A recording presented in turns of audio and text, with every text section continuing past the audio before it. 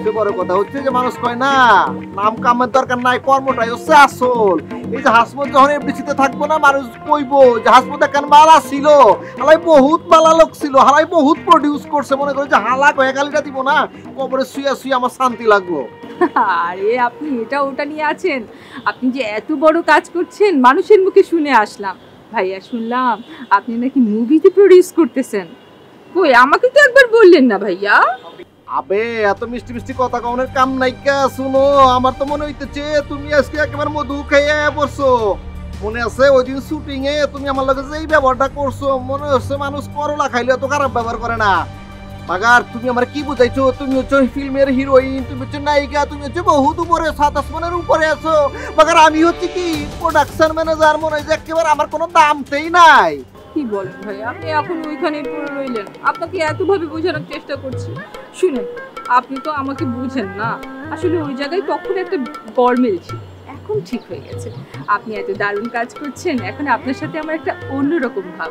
আপনি কাজ করবেন, আপনার কাজে আমি হিরোইন হব, আমার তো অন্যরকম ভ্যালু থাকবে। আপনার স্ট্যান্ডার্ড আমার স্ট্যান্ডার্ড এখন সমান সমান। আবে ঠিক আছে, তুমি যখন সরি কইতেছো আমি সরি মানিয়া লইতেছি, কিন্তু হইতেছে কি ওই যে ট্রেন একবার চলে গেলে তো ট্রেন টাইনে ঠেকানো যায় না। তুমি না বহুত লেট করে পড়ছো, আমি তো চিন্তা করছি কম বাজেটে একটা মুভি করতেছি। আর হইতেছে কি এই মুভির লাগে হচ্ছে ওই যে ইন্ডিয়ান একটা নায়িকা আছে না, ইরানি, স্মৃতি ইরানি, এর লাগে তো কথাবার্তা মোটামুটি ফাইনালি করে ফেলাইছি, কিছু টাকা অনলাইনেও পাঠাই দিছি। মাগার এখন যদি তারে বাদ দিয়ে তোমার লই তাহলে তো আমার কিছু লস হইব। ভাইয়া আপনি এখন পড়ে আছেন স্মৃতি রানীকে নিয়ে না? এদিকে আমার কি কম আছে বলেন? অনন্যার ভিতরে কি নাই যে আপনি স্মৃতি রানীর কাছে যাবেন? আমি আগে যা অন্যায় করেছি, ভুল করেছি, তার জন্য আমি সরি চাচ্ছি। আমাকে মাফ করে দেন ভাইয়া। আপনার সাথে আমার একটা বন্ধুত্ব হলে আমরা দুইজনে মিলে অনেক দারুণ কাজ বের করতে পারবো। বাংলাদেশ অবাক হয়ে তাকাই থাকবে। আবে তোমার তো সবই ঠিক আছে, আর কথা হচ্ছে তোমার তো আমি প্রথম যেদিন দেখছি না সেই দিন তো আমার দিলের ভিতরে পুরা হান্দাই দিছি। ওইটা হচ্ছে কি তুমি যদি আমার লগে ফিল্মের একটা হিসাব নিকাশ তো বুঝোই, মানে ফিল্মের হিসাব নিকাশে যদি আহো, মনে করো যে তুই আর তুই যদি মনে করো যে 4 মিলে যায় না, তাহলে আর হাসমতার কোনো সমস্যা নাই। কে মনে করো যে হাসমতার অনন্যা মিলে এমন একটা জুটি করে তুলুম, মনে করো যে বাংলা সিনেমার রাজদাক সাবানাজের একটা জুটি ছিল, মনে করো যে আলমগীর ববিতে একটা জুটি ছিল, তারপরে যে সাকিব খান উপবিশ্বের একটা জুটি ছিল না, এরকম মনে করো প্রডিউসার হাসমত, মানে ঢাকায় হাসমত আর নায়িকা অনন্যা মিলা মনে করো পুরো ফিল্ম ইন্ডাস্ট্রি কাঁপায়া দেবো। ভাইয়া চলেন না, এখন আমার জন্য কিছু করেন, দেখবেন আমি একদম পাটায় দিব। আচ্ছা ঠিক আছে, শুনো আমি কিন্তু বহুত সময় এখানে এসেছি, এখানে কিন্তু বেশি কথা কন যাইবো না, তাইলে আবার হইব কি প্রোডাকশনের লোক না খুবই খারাপ, ওই কানা ঘোষা করবো, বাতচিত করবো তোমার আমার লইয়া, মনে করো যে একটা বদমাইশি করবো, এই যে গুজব কথা ছড়াইবো, মান সম্মান আছে না, বুঝো না? এক কাজ করো মাগার তুমি নিচে যাও গা, আমি তো কথা দিলাম এই হাসমত যারে জবান দিছে না, হাসমতের জবান জীবনে 2 হয় না কা। চলে যাব, অফিসে আসবো না? আরে শুনো, সব কথা তো সাদে বইয়া কন যায় না। ওই মাগার আমি একটা অফিস লইছি, এখনো কাউরে কই নাই, তুমি হবো আমার অফিসের প্রথম মেহমান। মনে করো প্রথম মেহমান পাইলে মানুষ কি করে, জান দিয়া দেয় না? আমি তো মনে করো তোমার জান দিয়া দিব আমার অফিসে আইলে, আয়া পড়বা কিন্তু দিলে দিল দেখা কথাবার্তা কবু যাও গা, তুমি নিচে যাও, আবার ছেটের লোক দেখলে আবার মাইন্ড খাইবো গা। কি কোন আপনি? আমি যাও না, আসবো। আপনি যাও। আচ্ছা ঠিক আছে, বাই।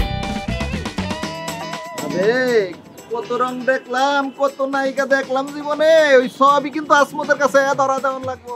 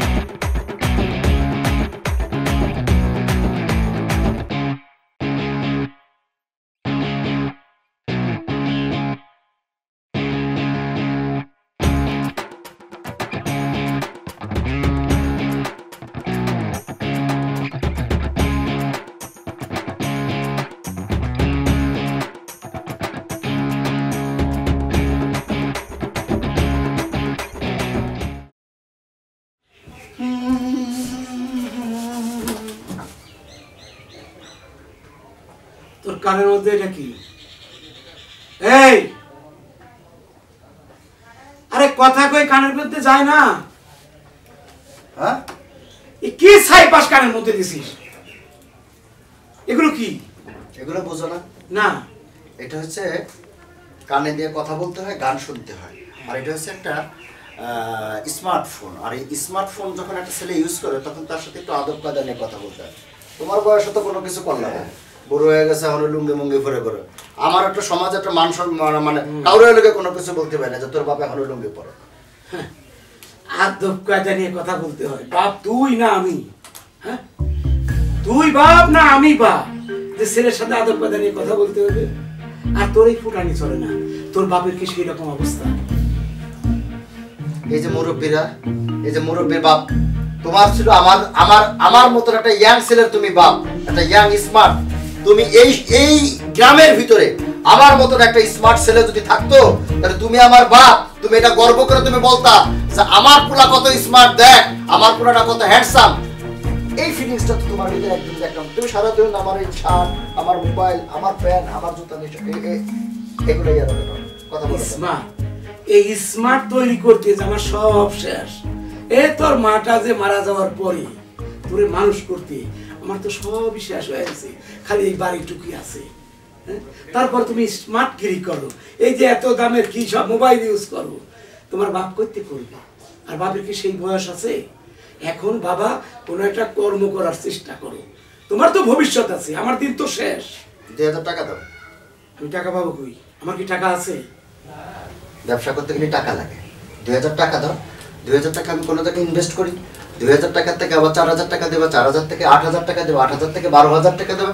একটা সময় দেখবো তুমি আমাকে অনেক টাকা দিচ্ছ, সেই টাকা আমি বড় ধরনের ব্যবসা করে একটা বড় কিছু হয়ে গেছে। টাকা দাও 2000। টাকা ছাড়া শুরু করে টাকা আয় করো, টাকা আয় করে দেখাও যে আমি জিরো থেকে হিরো হয়েছি। বাপের টাকা দাও, বাপ 2000 দেবে, আবার 4000 দেবে, আবার 8000 দেবে, তারপরে তুমি অনেক টাকার মানুষ হবে। এত সস্তা না বাবা। জানে খাটে কষ্ট করে উপার্জন করে নিজের পায়ে দাঁড়াও, তা নাহলে কিন্তু ভবিষ্যৎ ঝরঝরে। এই বাড়িটা আছে, এটাও বেঁচে খাবা। জ্ঞান দাও তুমি আমারে। মুখ সামনে এক থাপ্পড় দেবে। থাপ্পড় দিবা মানে? তুমি আমার মতন ছেলে, তুমি থাপ্পড় দিবা? টাকা কই তোমার কাছে? টাকা দাও। টাকা নাই তো। টাকা নাই মানে? বাপগিরি দেখাও, বাপ। বাপ এর সাথে আমি বড়টাই ভালো ছিল। ওরে খাওয়ার পরে এত বড় মানুষ করছি, আর সেই ছেলেরা আমারে এরকম অপমান করে যায়। সহ্য করতেও পারি না। আবার যে একজনের কাছে বলবো সেটা বললে নিজের ইজ্জত যায়। ভাই রে কপাল, তুমি তো মরে যায় শান্তি আছো, আমার এই কষ্টের মধ্যে রেখে গেছো।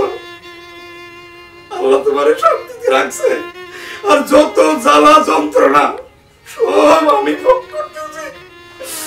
আল্লাহ তুমি আমারে নিয়ে যাও। আল্লাহ এই যন্ত্রণা, এই অপমান আর সহ্য হয় না।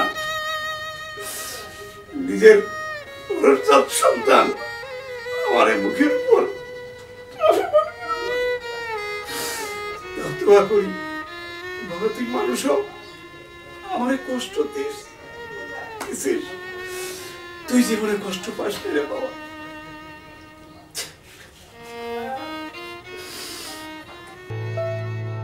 তুমি যে বলেছো আমাকে, কেন আমার তো এটা বোঝার কিছু নাই, আমি তো বুঝতেও চাই না। ঠিক আছে, রেখে দাও।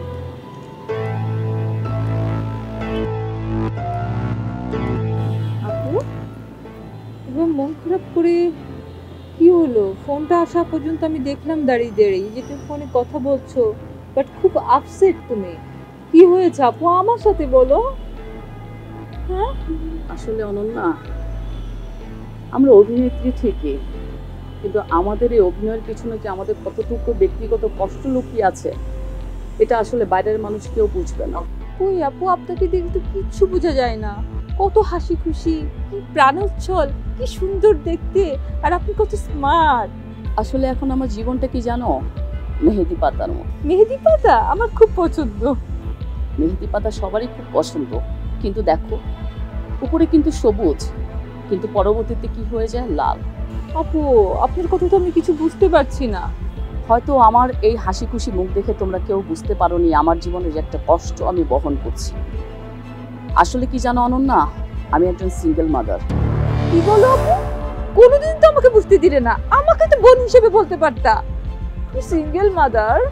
কারণ আমি কাউকে বুঝতে দেই না, আমি কখনো কাউকে বুঝতে দিই না আমার মনের কষ্ট, আমার বেদনা, আমার পেইন, আমি যেটা একা বহন করি। আজকে কে ফোন দিয়েছিল জানো? আমার বাবুর বাবা। এতদিন পর তার সন্তানের কথা, তার স্ত্রীর কথা তার মনে হলো। কেন কথা বলতে চাইলে তুমি একটু শুনবে? কেন আপু? আসলে ছোটবেলা থেকে আমি মিডিয়ার প্রতি অনেক আকৃষ্ট ছিলাম। আমার বাবা মা আমাকে অনেক সাপোর্ট করেছে। আমার ইচ্ছা ছিল এমন একটা ছেলে আমাকে বিয়ে করবে যে আমার এই পছন্দটাকে বেছে নেবে। আমি আমার পছন্দে বিয়ে করলাম, বাবা মা রাজি হলো। সে আমাকে কথা দিয়েছে সুখে দুঃখে সবসময় আমার পাশে থাকবে। ছোটবেলা থেকে আমার স্বপ্ন ছিল আমি একজন অভিনেত্রী হব, একজন নায়িকা হব। আমার বাবা মা আমাকে অনেক চেষ্টা করেছে, আমার জন্য অনেক সাপোর্ট দিয়েছে। আমি আমার জীবন সঙ্গীতেও চেয়েছিলাম এরকম যে আমাকে সাপোর্ট দিবে, হয়তো ভাগ্যগুণে পেয়েও গিয়েছিলাম। কিন্তু একটা দিন শেষে কি হলো জানো? যে ব্যক্তিটাকে আমি এতটা ভরসা করেছি সেই আমার হাতটা ছেড়ে চলে গেছে। কেন আপু? শুধু তার সন্দেহের কারণে। কি বলছো আপু? তোমার মতো মেয়েকে সন্দেহ করে, যাকে আমি রেসপেক্ট করি? আমাদের অভিনয় জীবনে আমাদের তো কোনো টাইম শিডিউল ঠিক থাকে না। কখনো দেখা যায় সন্ধ্যায় প্যাকআপ হয়, কখনো রাত্রে প্যাকআপ হয়। কখনো সে যদি শুনতে পেরেছে যে আমার সন্ধ্যায় প্যাকআপ হয়ে গেছে, সে খোঁজ খবর নিয়ে জেনেছে। আমার যদি যেতে বাসে একটু লেট হতো, 10টা 11টা 12টা বাজতো, সে আমাকে সন্দেহ করে বসতো আমি হয়তো কোনো অনৈতিক কাজে আছি। তুমি কি জানো, আমি আমার কাজ ছাড়া বাকি সময়টা শুধু আমার স্বামীকে দিয়েছি, আমার ভালোবাসাটা দিয়েছি। কিন্তু সেই মানুষটাই আমাকে কথায় কথায় সন্দেহ করতো। কেন লেট হলো, কার সাথে ছিলাম, কেন সময় ওয়েস্ট হলো, কোথায় গিয়েছি, প্রতি মুহূর্তে আমার জবাব দিতে দিতে দিতে দিতে আমি হয়রান হয়ে গেছি। এক সময় শুরু হলো আমার উপর পাশবিক অত্যাচার। যখন আমার বাবুটা পেটে, আমি 5 মাসের গর্ভবতী, তখনও সে আমার গায়ে হাত তুলত। আমার বাচ্চাটার কথা চিন্তা করে আমি দেখলাম আজকে এভাবে মার খেতে খেতে একটা সময় হয়তো আমার বাচ্চাটাও মারা যেতে পারে। শুধু আমার বাচ্চাটার কথা চিন্তা করে আমি এক কাপড়ে তার ঘর ছেড়ে চলে আসছি। অথচ দেখো আজকে আমি প্রতিষ্ঠিত, সেজন্য তার মনে হয়েছে তার বউ বাচ্চা তার এখন দরকার। আপু তোমার মনের মধ্যে এত কষ্ট, তুমি এইভাবে জীবন যাপন করতেছো, তোমাকে দেখে কিচ্ছু বোঝা যায় না আপু। আপু এখন তুমি কি করবা?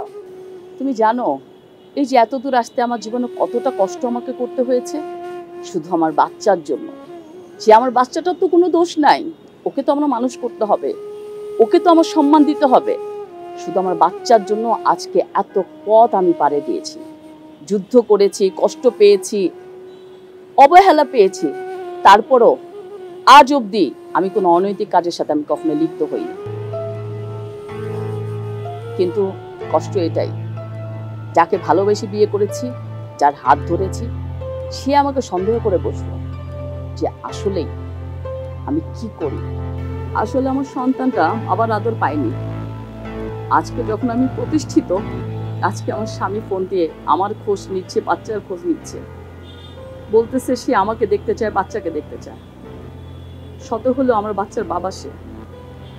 আমি পিছু হটে গেলেও তো আমার বাচ্চাকে আমি তার বাবা থেকে সরাতে পারছি না, কারণ সব কিছুর পরেও সে তার বাবা। বাবার জায়গাটা তো আসলে আমি পূরণ করতে পারবো না। আমি চাই বাবা ছেলের সম্পর্ক অটুট থাক, সেখানে আমি নাই বা থাকলাম, কিন্তু আমার ছেলেটা কেন বাবার আদর না পেয়ে থাকবে? আমার আক্ষেপ এটা। হয়তো আমি জীবন আমার এভাবেই কেটে যাবে, কিন্তু আমার ছেলেটা যেন ওর বাবার আদরটা পায়। এইটাই কি তোমার শেষ সিদ্ধান্ত? আমি মা, না চাইতেও আমাকে অনেক কিছু সিদ্ধান্ত নিতে হয়। আমার সন্তানটা ভালো থাকবে, এর চেয়ে বড় চাওয়া একটা মার জন্য আর কিছু হতে পারে না। বুঝতে পারছি আপু, তুমি অনেক বড় হৃদয়ের অধিকারী। চলো আপু।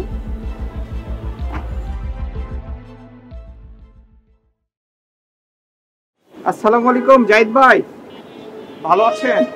ওয়ালাইকুম সালাম। চিনতে পারিনি। আমি হিমেল ভাইয়া, বিদেশ থেকে আপনাকে ফোন দিয়েছিলাম। ইমেল ওই যে সৌদি আরবে ছিলাম। জি ভাইয়া। ও কেমন আছো তুমি? ভালো এই আছো? তো ভাইয়া, ভালো আছি। কখন আসছো? আমি তো গত আগে কালকে আসছি। ও আচ্ছা আচ্ছা। তারপর বলো, তুমি তো অনেকবার আমাকে ফোন করছিলে, বলছিলে যে ভাইয়া আমি এসে কিন্তু আপনার সাথে দেখা করব তোমার একটা উপকার করার জন্য। কি উপকার বলো তো? ভাই আপনি তো জানেন আমি তো অনেক টাকা পয়সার মালিক। আমার তো ছোটবেলা থেকে ইচ্ছা ছিল একটা ছবির হিরো হব ভাইয়া। এই জন্য আপনাকে বারবার মানে নক করছি ভাইয়া। তোমার কি আইডিয়া আছে একটা সিনেমা বানাইতে কত টাকা খরচ হয়? কত ভাইয়া? প্রায় 1 কোটির উপরে। আমি আপনাকে 1,20,00,000 টাকা দেবো ভাই, আপনি কাজ শুরু করেন। কি বলো ভাই, পারবা আসলে? আরো বেশি লাগলে দিব ভাইয়া। আচ্ছা ঠিক আছে, তুমি এক কাজ করো, পরশুদিন বিকালবেলা আমার অফিসে আসো, দেখি তোমার জন্য কিছু করতে পারি কিনা। ভাইয়া বিষয়টা কিন্তু মাথায় রাখতে হবে, হিরো হওয়ার জন্য যা যা করণীয় আমি করবো ভাইয়া, কোনো কিছুর কমতি থাকবে না। আপনি বিষয়টা সিরিয়াসলি নেন। আমি কয়েকজনের কাছে ঘুরছি, তারা কিন্তু প্লাই নাই। আরে বাবা বললাম তো, ঠিক আছে আজকে যাও, পরশুদিন বিকালে আমরা অফিসে এসো। ঠিক আছে ভাইয়া, গেলাম। সালাম আলাইকুম।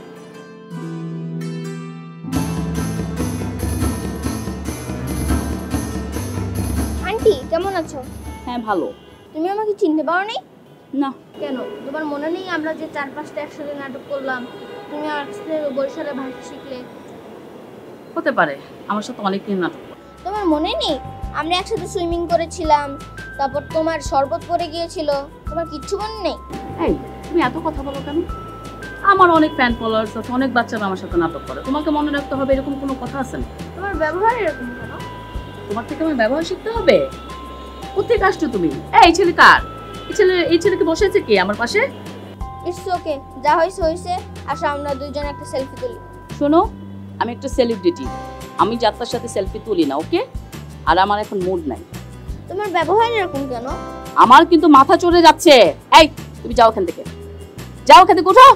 স্টুপিড কোথাকার, ব্যবহার শিখে নাই, ম্যানার শিখে নাই, কোত্থেকে এসব পোলাপান আসে আল্লাহই জানে। ইন্ডাস্ট্রি আমার কথায় উঠে বসে, চিনো না তুমি আমাকে? দেখো না আমার কত ফ্যান ফলোয়ার্স, কত ফেসবুকে ইউটিউবে আমার ছবি কত কিছু ভাইরাল হচ্ছে, আমি কত হাইলাইটে আছি, চিনো না? আসছো তো আমার কাছে সেলফি তুলতে, আবার বড় বড় কথা বলতেছো। তোমার কাছ থেকেই তো আমরা শিখবো। তোমরা এক সময় বুড়া হবে, আমরা এক সময় বড় হবো, তখন যদি তোমার সাথে এরকম ব্যবহার করি তখন তোমার কেমন লাগবে? তুমি আমাকে শেখাচ্ছ ব্যবহার? এই ছেলে তুমি আমাকে চেনো? আমি একটা কত বড় অবস্থানে আছি, তোমার মতো পুচকা ছেলে আমাকে শেখাতে আসছো? তুমি হ্যাঁ? এমন ভাব নিচ্ছ মনে যে তোমার চেয়ে বড় কোনো আর্টিস্ট নেই। আমি ইন্ডাস্ট্রির বড় আর্টিস্টের মধ্যে একজন, আমার কথা ইন্ডাস্ট্রি উঠে বসে। তুমি চেনো আমাকে? কথা হিসাব করে বলবা, তুমি চেনো না আমাকে? প্রত্যেকে আসছে, দুই একটা নাটক করছে, একদম নিজেকে সেলিব্রিটি ভাবা শুরু। আচ্ছা শোনো, আমরা এখন এই দৃশ্যটা করবো, ঠিক আছে? তুমি জিনিসটা তো অবশ্যই বুঝছো না, দৃশ্যটা খুব সুন্দর করে করবা, খুব সুন্দর একটা দৃশ্য, মেকিং সুন্দর, ইনশাল্লাহ সব সুন্দর। তবে তার ভিতর সব থেকে বড় কথা তোমাদের অভিনয়, আর তোমার সাথে যে কো-আর্টিস্ট মানে হিরো, সে সুপার অভিনয় করে, সুন্দর, ঠিক আছে? নাম করা একজন অভিনেতা হিরো। নাম কি হিরো? আর হিরোর নাম হচ্ছে হিমেল। এই নামে তো কোনো হিরো শুনি নাই। না আসলে কি, এখনকার যুগে তো হিরো হিরোইনদের অনেক নাম থাকে, ঠিক আছে? হয়তো তুমি অন্য কোনো নামে চিনতে পারো, এমনও হইতে পারে, ঠিক না? ঠিক আছে, এই জন্য আর কি ওই তো চলে আসছে বলতে বলতে। ওয়ালাইকুম আসসালাম। হ্যাঁ হিমেল, কেমন আছো ভাই? আচ্ছা, তোমার কো-আর্টিস্ট ও হচ্ছে এই সিনেমার হচ্ছে হিরো।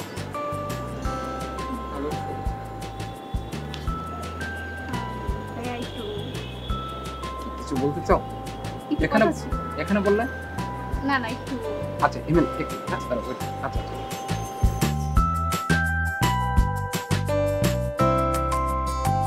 আচ্ছা কি হয়েছে বলো? উনি আমার হিরো? হ্যাঁ, কত সুন্দর হ্যান্ডসাম, দেখছো? কোট পরছে, কত সুন্দর লাগছে।